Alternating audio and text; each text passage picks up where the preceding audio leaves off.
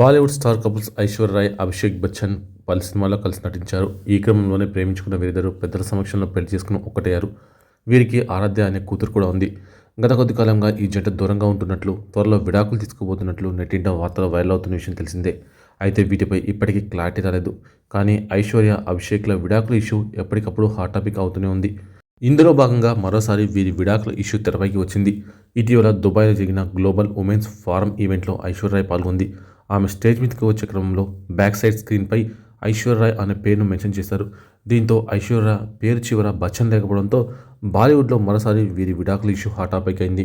అంతేకాకుండా ఐశ్వర్య బచ్చన్ అని కాకుండా ఐశ్వర్య రాయ్ అని పేరు వచ్చిందంటే ఇప్పటి వరకు వచ్చిన వార్తలు నిజమై ఉంటుందా అని మీడియా కోడేకొస్తుంది.